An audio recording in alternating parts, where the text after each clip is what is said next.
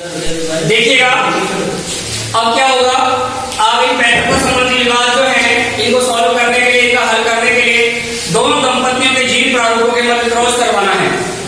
माता पिता के जीन प्रारूप हैं उनसे कई संततियां पैदा करके देखना है कि इनसे किस ग्रुप के बच्चे की उत्पत्ति हो सकती है। तो सबसे पहले हम बात करेंगे प्रथम दंपति की। प्रथम दंपति,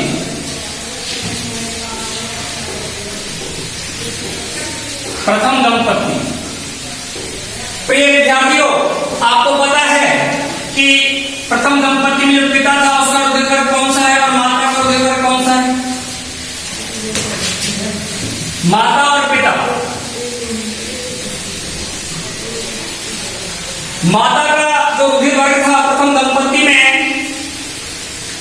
यानी पिता का जो रुधिर वर्ग है वो तो है O।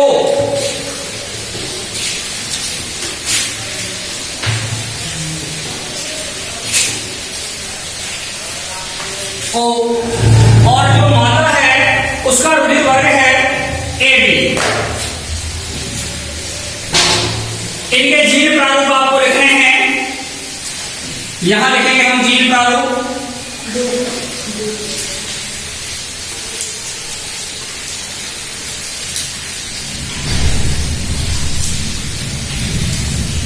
जीन प्रारूप, तो पिता के जीन प्रारूप तो क्या है? I0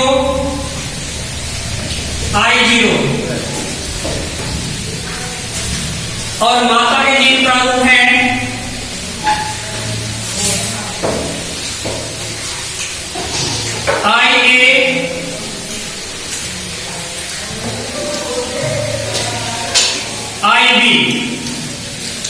IA IB। युग्मक जनन होगा, युग्मक जनन के दौरान युग्मक अलग अलग हो जाते हैं।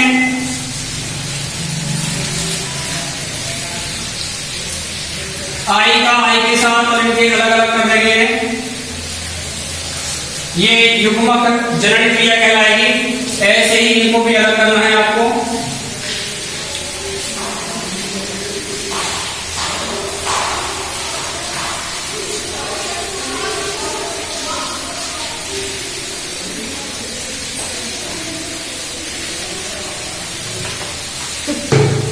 IA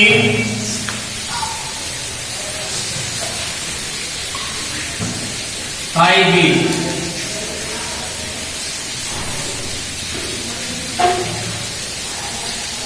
ये युग्मक जनन कहलाएगा, युग्मक जनन। और ये जो बने हुए हैं ये कहलाएंगे युग्मक। इनके मध्य क्रॉस करवाना है आपको। ये प्रथम दंपति है, इसका इसके साथ क्रॉस होगा,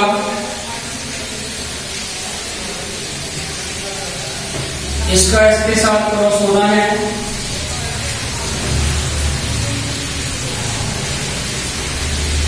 इसका इसके साथ क्रॉस होगा और इसका इसके साथ क्रॉस होगा। देखिए इसका इसके साथ तो IA I0, इसका IB I0, IA I0, IB I0। इसका मतलब हुआ इसमें दो बच्चे तो पैदा होंगे A वर्ग के और दो बच्चे पैदा होंगे B वर्ग के। इसका ये तो जीन प्रारूप हुआ, ये तो जीन प्रारूप हो गया और यहां हो जाएगा इनका रुधिर वर्ग, रुधिर वर्ग, रुधिर वर्ग। तो देखो इसका रुधिर वर्ग तो होगा A, इसका रुधिर वर्ग होगा B, इसका रुधिर वर्ग होगा A, इसका रुधिर वर्ग होगा B। आपको पता होगा मैंने 6 जीन प्रारूप लिखवाए थे आपको, उसमें A में मैंने दो लिखवाए थे IA और IA I0। तो देखो यहाँ IA I0 है, किसका होगा? रुधिर वर्ग A का होगा। B में भी मैंने दो लिखवाए थे आपको IB और IB I0। तो ये बी हो गया, ऐसे ये ए हो गया, अब ये बी हो गया। इसका मतलब ये हुआ कि प्रथम दंपत्ति में पैदा होने वाले जो बच्चे हैं उनमें बी ग्रुप का बच्चा पैदा होता है। इस शिशु का रुधिर वर्ग क्या है? बी है। इसका मतलब ए वाली जो दंपत्ति है कि प्रथम जो दंपत्ति है, प्रथम दंपत्ति में ये प्रथम दंपत्ति है, प्रथम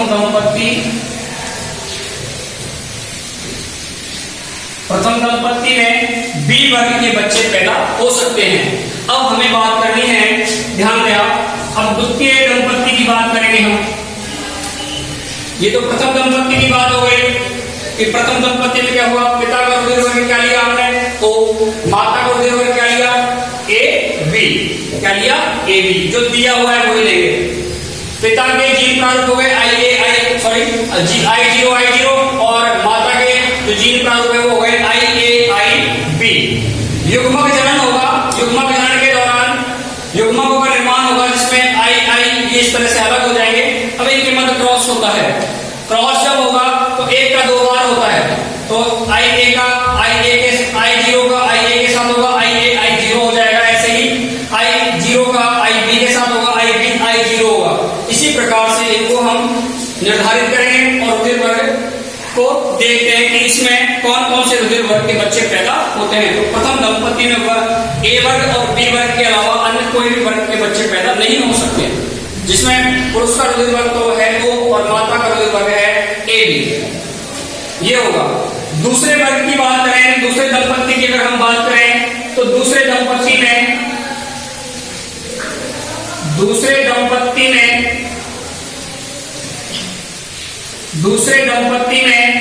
देखिए वही बात है, पुरुष का रुधिर वर्ग क्या है, वहां दूसरे दंपत्ति में पुरुष का रुधिर वर्ग ए है,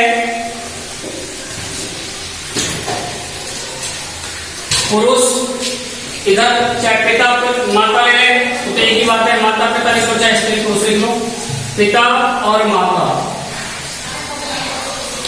अब वहां ध्यान दें आप, प्रश्न में देखो आप, दूसरे दंपत्ति में जो पुरुष है, दूसरे दंपत्ति में जो पुरुष है उसका रुधिर वर्ग है ए, रुधिर वर्ग ए है, लेकिन ए के जो जीन प्रारूप है वो है वहां, और उनका जीन प्रारूप जो है आई ए लिखाया है शायद, वही है आई ए। दूसरे दंपत्ति में पुरुष का रुधिर वर्ग आई ए है, और माता जो है दूसरे दंपत्ति में जो माता दे रखी है उसका रुधिर वर्ग बी है, माता का रुधिर वर्ग बी है, रुधिर वर्ग बी है, और इसके जीन प्रारूप दिए हैं आई बी आई जीरो। देखिए यहां इन्हें अलग अलग करना है आपको,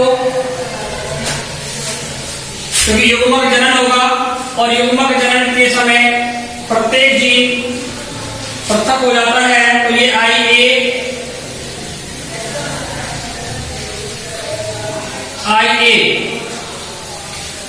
ये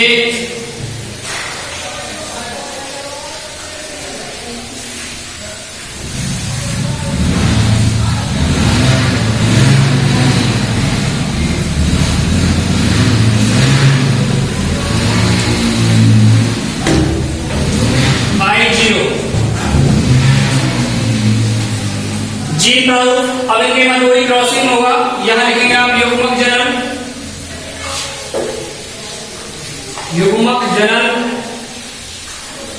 ये युग्मक हो गए आपके, इनके मध्य क्रॉस होगा और क्रॉस में नई संततियां उत्पन्न होती हैं।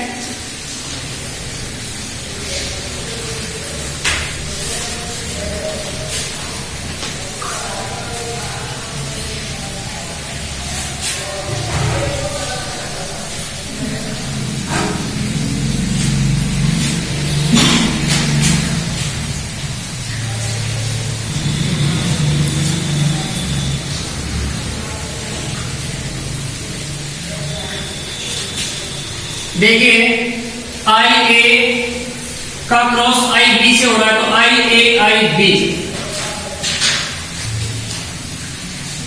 ये इसका जीन प्रारूप होगा। अगर हम इसकी बात करें तो ये इसका जीन प्रारूप होगा। यहां जीन प्रारूप लिखेंगे हम इस संतति का, और नीचे लिखेंगे रुधिर वर्ग।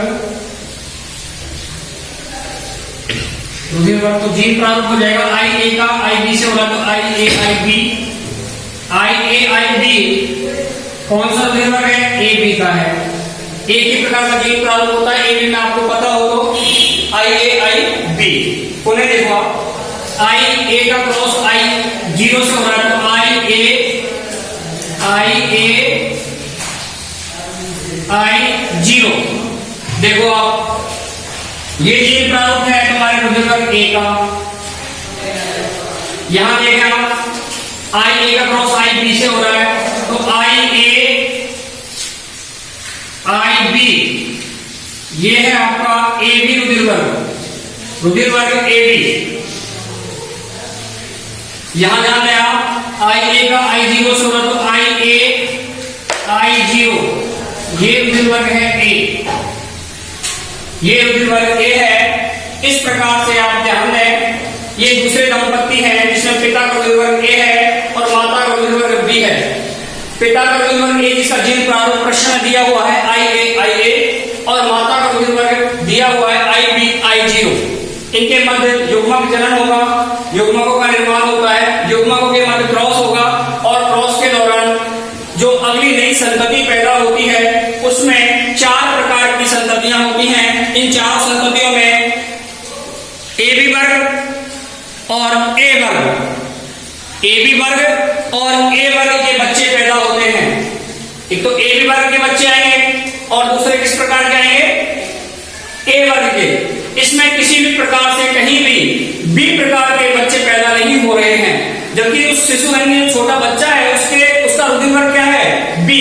प्रश्न देखें आप, प्रश्न दिया हुआ शिशु का रुधिर वर्ग बी दे रखा है। इसका मतलब दूसरा दंपत्ति तो कैसे भी अपना अधिकार नहीं जता सकता, अर्थात ये झूठा है और ये झूठी बात कर रहा है कि ये बच्चा मेरा है, जबकि दूसरे दंपत्ति में जिसके पिता का रुधिर वर्ग तो ए है, जिसका आई ए क्या है? जीन प्रारूप है, और माता का रुधिर वर्ग बी है जिसका जीन प्रारूप आई बी आई जीरो है, आई बी आई जीरो है। इन दोनों के द्वारा उत्पन्न संतति में किसी भी प्रकार से बी वर्ग का बच्चा पैदा ही नहीं हो सकता।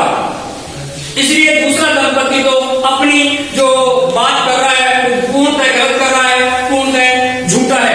जबकि प्रथम दंपत्ति की आप बात करें, ध्यान दें आप, प्रथम दंपत्ति ये रहा आपका। इस प्रथम दंपत्ति में प्रश्न जो पिता है उसका रुधिर वर्ग तो ओ है जिसका जीन प्रारूप आई जीरो दिखाया गया है। माता का रुधिर वर्ग ए बी है जिसका जीन प्रारूप आई बी दिखाया है। इन दोनों के मध्य जब क्रॉस होता है तो क्रॉसिंग के दौरान जो संतति यानी संतान पैदा होगी वो ए प्रकार की होगी, बी प्रकार की होगी। अर्थात प्रथम दंपत्ति में शिशु का रुधिर वर्ग मेल खा रहा है, जबकि दूसरे प्रकार की दंपत्ति जो है, दूसरा जो दंपत्ति है उसमें शिशु का रुधिर वर्ग ही मेल नहीं खा रहा। आपको पता हो तो प्रश्न में लिखवाया गया था एक शिशु जिसका रुधिर वर्ग बी है पर दो दंपत्ति अपना अधिकार जता रहे हैं। जब बच्चे का रुधिर वर्ग बी है तो उसके संतति में पैदा होने के लक्षण तो होने चाहिए ना, और वो लक्षण केवल कहां प्राप्त हो रहे हैं? हमें वो लक्षण हमें प्राप्त हो रहे हैं मात्र कौन सी दंपत्ति में? प्रथम दंपत्ति में। प्रथम दंपत्ति में ही शिशु यानी बी ग्रुप का बच्चा पैदा हो सकता है, दूसरे दंपत्ति में बी ग्रुप का बच्चा पैदा ही नहीं होगा। ठीक है, इसलिए आपको इसमें हल्के अपने के लिए दिया था, तो आप ये लिखेंगे कि प्रथम दंपत्ति में उत्पन्न संतानों में बी ग्रुप यानी रुधिर वर्ग बी के बच्चे उत्पन्न होने की संभावना होती है, पैदा होते हैं, जबकि दूसरे दंपत्ति में बी ग्रुप के बच्चे के पैदा होने की संभावना ही नहीं होती। अर्थात प्रथम दंपत्ति सही है, उस शिशु के सही माता पिता होंगे, जबकि दंपत्ति सेकंड जो है वो एक झूठा है, पाखंडी है, ढोंगी है। ठीक है, तो लिखिए आप, ये आपने बना लिया होगा। ये दोनों ही आपको इस तरह से क्रॉस करके दिखाना पड़ेगा, तभी जाकर इसका हल आप निकाल पाओगे। यदि आपने इसको नहीं बनाया तो फिर आप इसका हल नहीं निकाल पाओगे, क्योंकि इसकी जो उत्पत्ति संतान है उनका यहां से पता चलेगा। ये रुधिर वर्ग है, इसके माध्यम से आपको पता चलेगा कि इनसे किस किस रुधिर वर्ग के बच्चे पैदा किए जा सकते हैं। तो देखिए आप, अब यहां से आगे आप जो लिखेंगे वो क्या है? उपरोक्त दोनों आरेखित चित्रों से लिखेंगे आप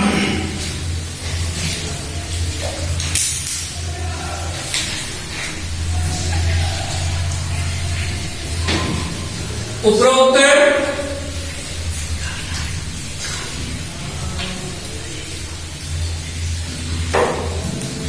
दोनों आरेखित या संकृत आरेखित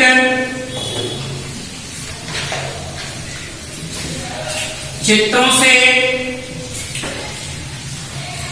स्पष्ट होता है कि उपरोक्त दोनों आरेखित चित्रों से स्पष्ट होता है कि प्रथम दंपत्ति होता है कि द्वितीय दंपत्ति, द्वितीय में थोड़ी सी प्रथम में तेरा बच्चे का मावा, प्रथम दंपत्ति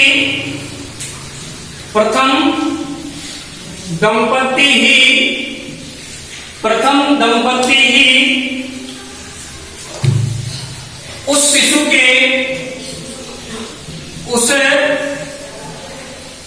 के सही माता पिता हैं, सही माता पिता हैं। आरेखित चित्रों से स्पष्ट होता है कि प्रथम दंपत्ति ही उस शिशु के सही माता पिता हैं, उस शिशु के सही माता पिता हैं, जबकि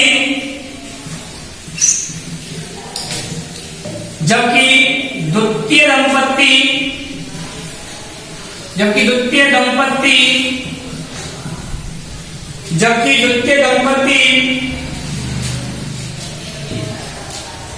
शिशु के माता पिता नहीं हैं, माता पिता नहीं हैं, जबकि द्वितीय दंपत्ति शिशु के माता पिता नहीं हैं। इस प्रकार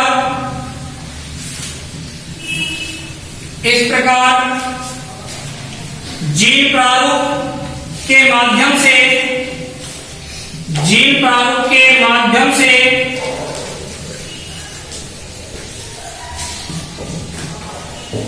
पैतृकता संबंधित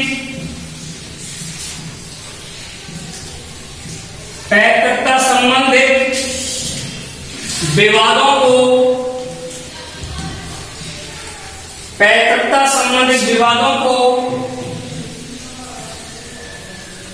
हल किया जा सकता है। इस प्रकार जीन प्रारूप के माध्यम से पैतृकता संबंधी जो विवाद है उन्हें हल किया जा सकता है।